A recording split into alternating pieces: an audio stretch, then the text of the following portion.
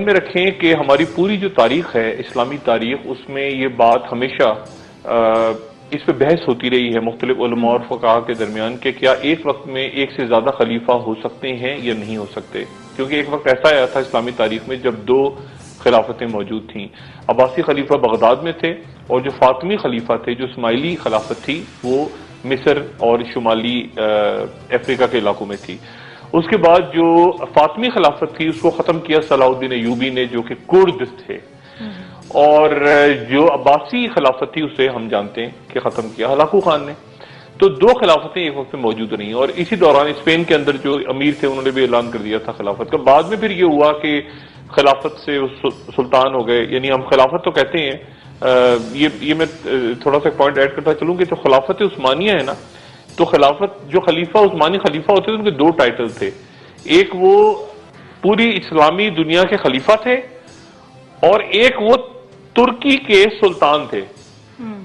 یعنی اکثر لوگ کنفیوز ہو جاتے ہیں اس بات میں، وہ خاص طور پہ پچھلے دنوں جو ڈرامے وغیرہ چل رہے تھے تو سلطان تو کنفیوز ہو جاتے ہیں کہ یہ سلطان تھے یا خلیفہ تھے۔ تو میں وضاحت کر دوں کہ ان کے پاس دو ٹائٹل ہوا کرتے تھے، عثمانی خلیفہ کے پاس دو ٹائٹلز تھے، ترکی کے سلطان یعنی ترکی کی ایک سلطنت تھی، سلطنت، اور پھر جو اسلامی ریاست تھی اس کے خلیفہ، ایک ہی شخص کے پاس دو ٹائٹلز تھے۔ تو اتا ترک نے اسی لیے جب ختم کیا اس پورے سسٹم کو تو پہلے اس نے سلطنت کو ختم کیا، اعلان کیا تھا ترک نے کہ میں، یعنی اس نے فیلر لیا کہ کیا صورتحال ڈیولپ ہوتی ہے باقی دنیا میں، تو اس نے پہلے کہا کہ میں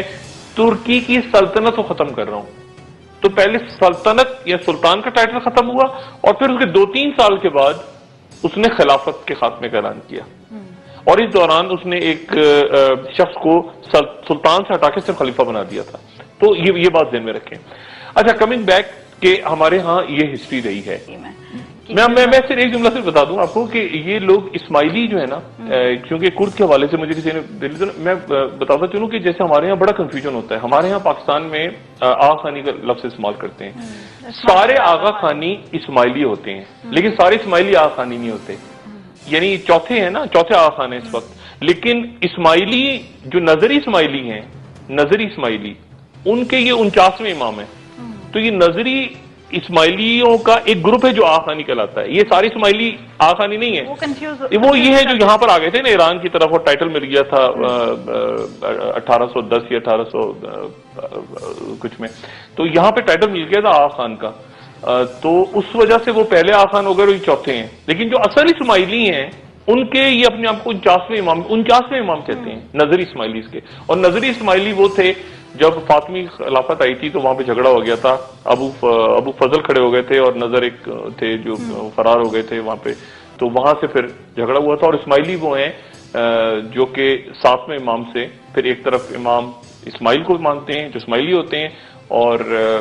جو حسن عشری ہیں وہ اپنے آپ کو الگ کرتے ہیں۔ بریک لیتے ہیں، اس کو بھی کنٹینیو کرتے ہیں، پلس لوکل